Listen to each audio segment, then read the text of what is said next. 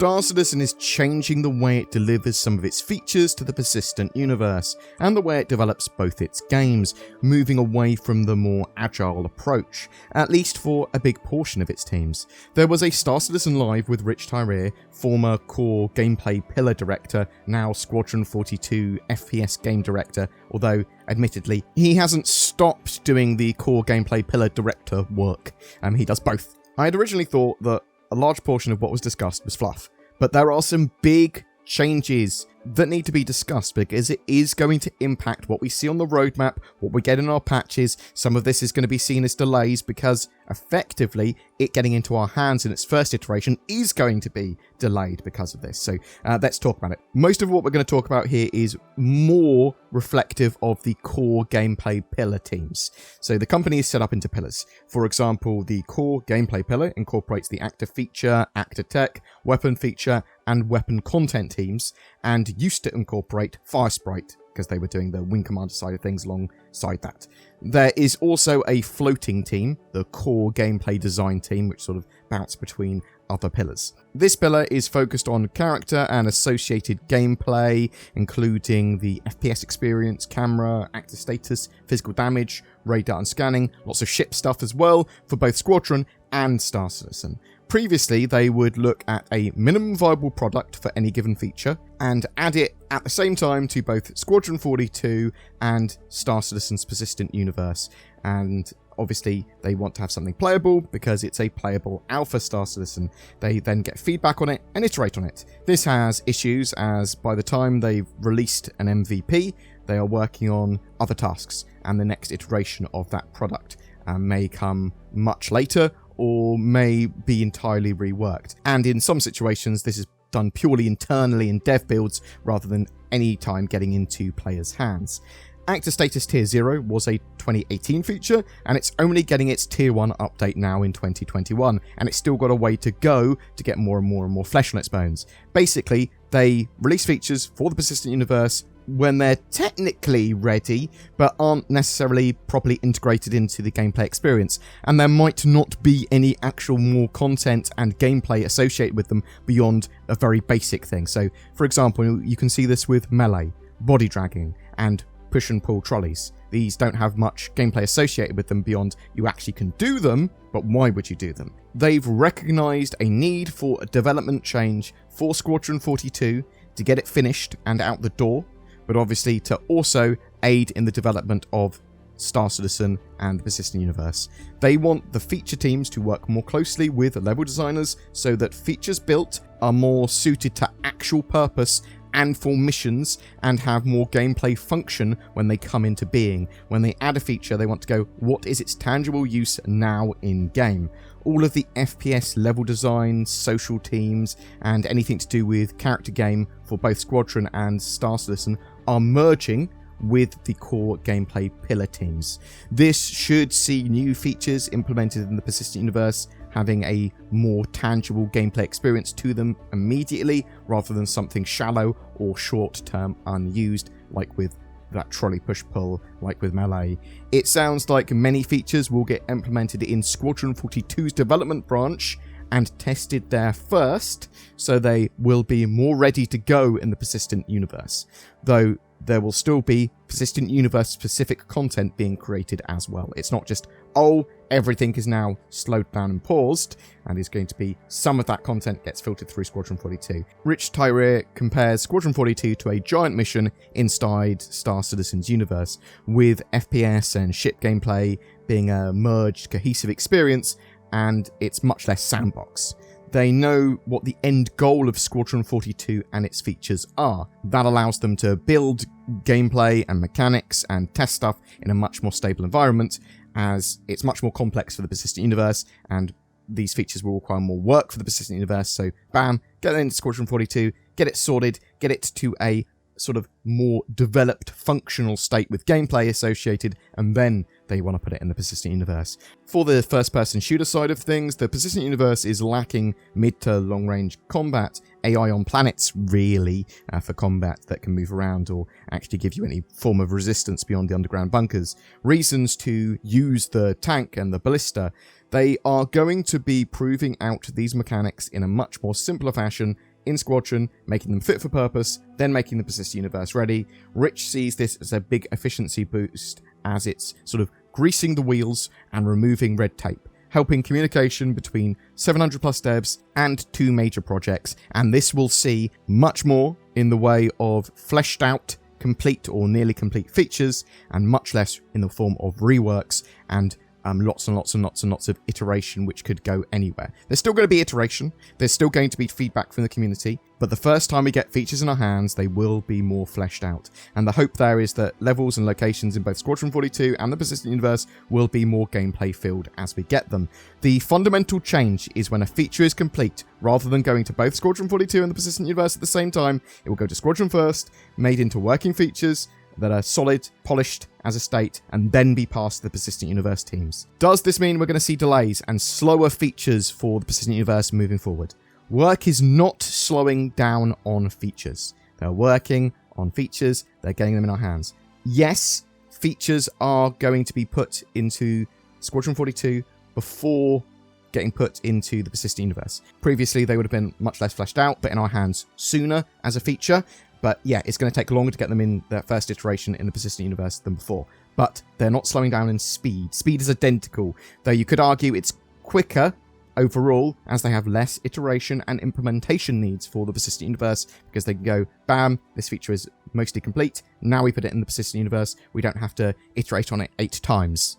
This isn't true of all features either, because some features that are sort of quite basic or important overall character traversal experiences and things like sliding, for example, they might just go straight into the game. Those gameplay systems, they'll go into the game at the same time or soon after if there's not additional gameplay associated with them that needs to be refined in Squadron. And there's a huge amount of work that the Persistent Universe teams can do now to content that's already in the game to improve missions. They could get cargo working, they could do a huge amount of feature work. There's a huge amount of features that are PU specific. There's obviously a load of Star Citizen events and missions like Xenothreat they want to do as well. Now really, this amounts to a restructuring more than anything else. And as I said earlier, this is mainly in regards to the core gameplay pillar set of teams, though that is going to be a big portion of Star Citizen content that's covered by them. Anyway, that's basically what Cloud Imperium said about it, but we won't know for sure if there is any major slowdown, if stuff's getting hugely delayed or anything, until a bit later, when we actually see what effects this has. We're going to have a roadmap update very soon, but yeah, what does this mean for the roadmap? This will see some features move on the release view for the roadmap. The progress tracker should remain pretty unchanged by this, because they're still working on those features. This is just a change in release strategy. So realistically, this is going to probably change 3.16 and 3.17 the most, because they are patches that we can see on the release view.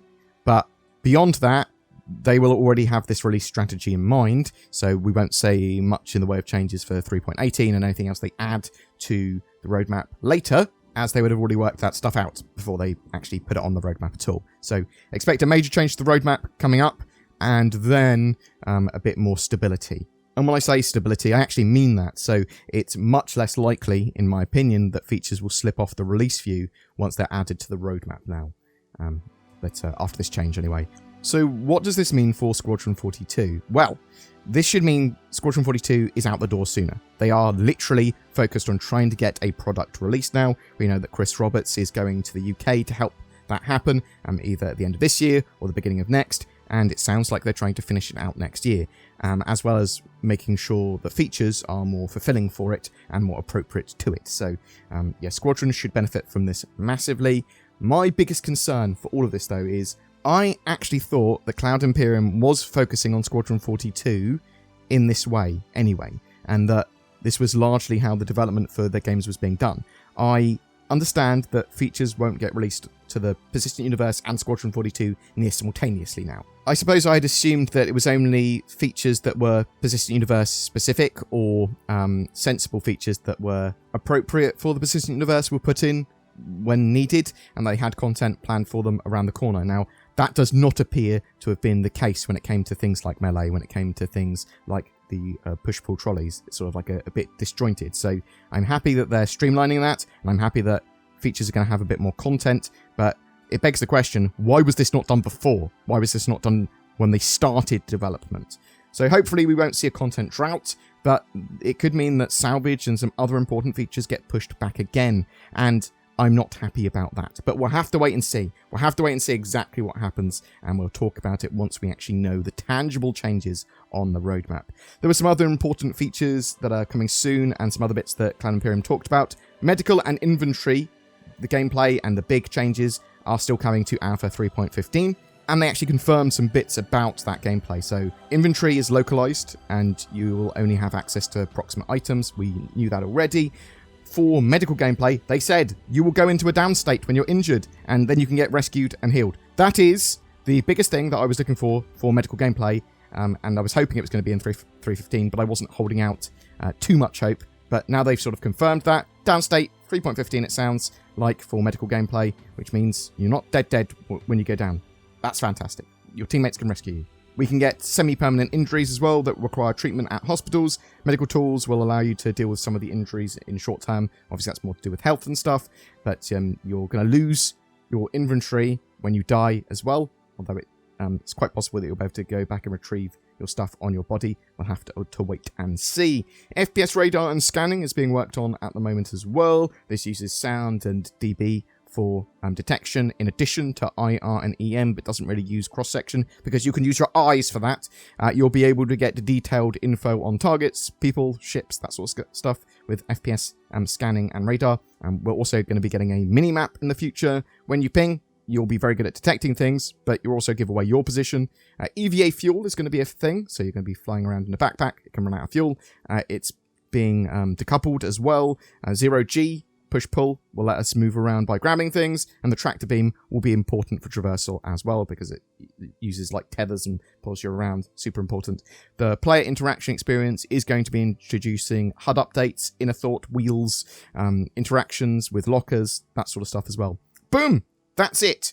But what do you think? Do you think that the sort of development changes they're talking about here are more of an excuse just to have a bit of a delay or to give them a breather? Do you think it was a lot of fluff and hot air, or do you think this is actually really important and will really change the way that they develop features, and we will actually get a lot more content to Persistent Universe features once we get them in our hands? Do you think this is going to help speed up Squadron 42 and the Persistent Universe in terms of development time? What features do you think are going to suffer in the short term? Whatever your thoughts, I'd love to hear from you in the comments below. Some people say I shill for NordVPN, but listen to some of these comments that I just made up. I've never felt the love of a woman before, but then I got NordVPN, and that didn't matter. Doctor said I'd never walk again, but then I got NordVPN. Now I've been running marathons. Also, I got robot legs around the same time. They might have helped somewhat too. I was a tone-deaf pirate, but after getting NordVPN, I'm able to play the saxophone. Go on, Zin, try and animate all of this. Click the links below to get NordVPN. It might lead you to a more fulfilling life, but more likely, it will just help protect you from the terrors of the internet. Every month we have a ship giveaway. For September, it's for another Mercury Star Runner. I love that ship. It's a great way to try a huge portion of Star Citizen's gameplay. If you want a chance of winning that, just comment on any of my videos made during the month.